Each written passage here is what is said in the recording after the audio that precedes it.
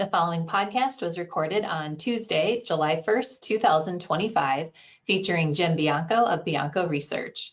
To hear the podcast in real time, you can sign up for a free trial at biancoresearch.com or arborresearch.com, or by emailing Gus Handler directly at gus.handler@arborresearch.com. You can also call Arbor Research and Trading at 1-800-606-1872. Thanks for your time and enjoy the podcast.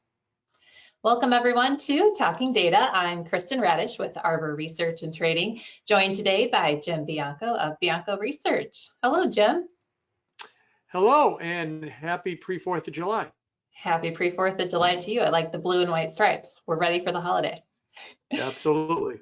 Today, Jim discusses what happens if the Fed cuts rates. And Jim, Trump's been very vocal with his displeasure with Powell. And what exactly does Trump want?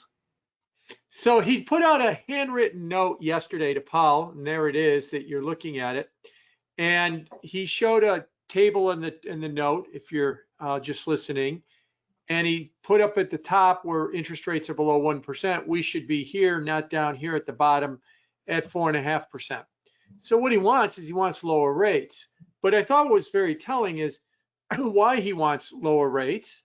I mean, part of it is he's a real estate guy from New York, and I've always joked that he thinks lower rates are better. Zero's even better than lower rates, and negative interest rates are the best.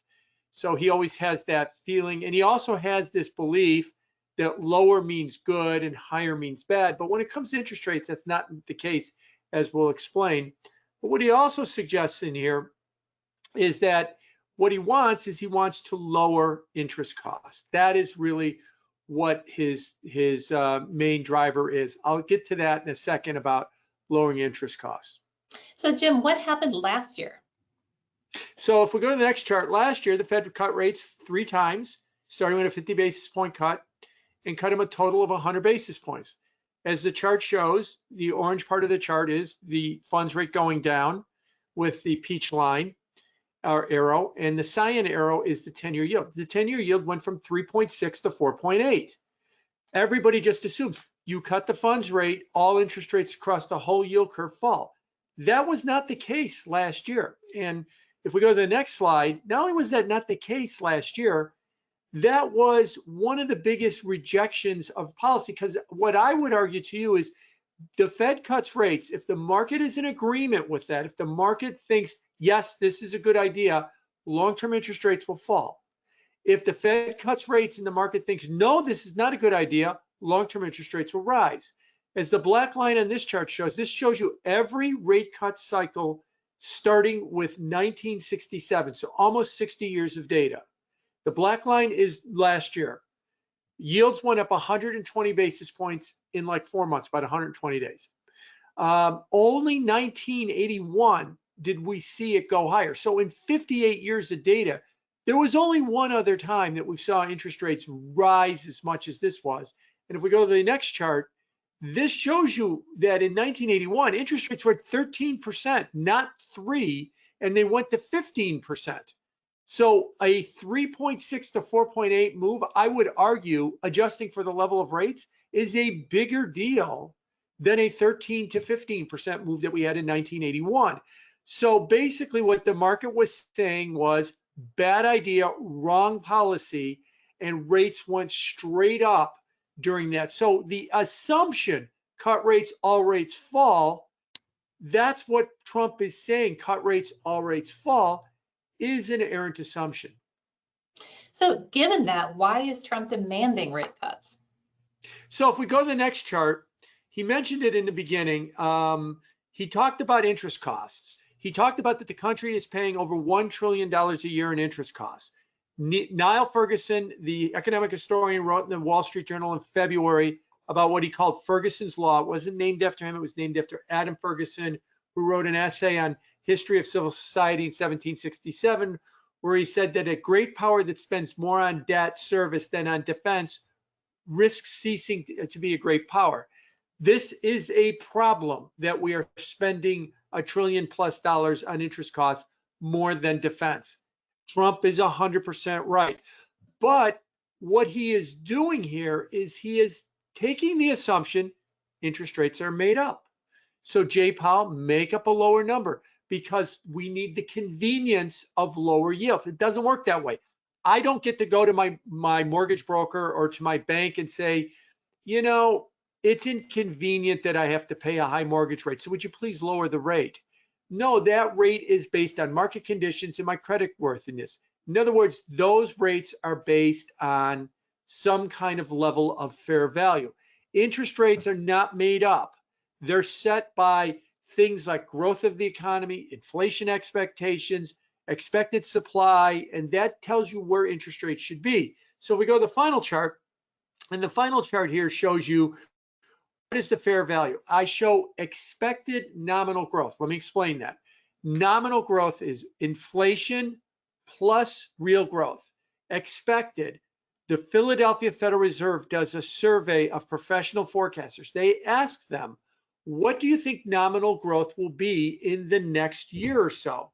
And what this chart shows you is the expectations for nominal growth.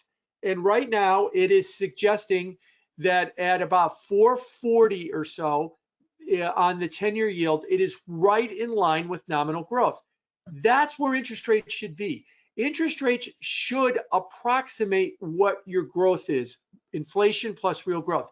If your economy is growing at 5%, that means that the average investment in your economy, whether it's physical like real estate or stock or a joint venture, on average is throwing off 5%. If the president says, no, everybody should be able to borrow money at 1 and buy stuff that yields 5, what's going to happen? We're all going to make money. Everybody's going to make money. What's the problem with that? We're all going to be stuffed with money. We're going to go to the store and we're going to be paying $200,000 for a Honda if we're not careful. That is inflation, is that we all have too much money chasing too few goods.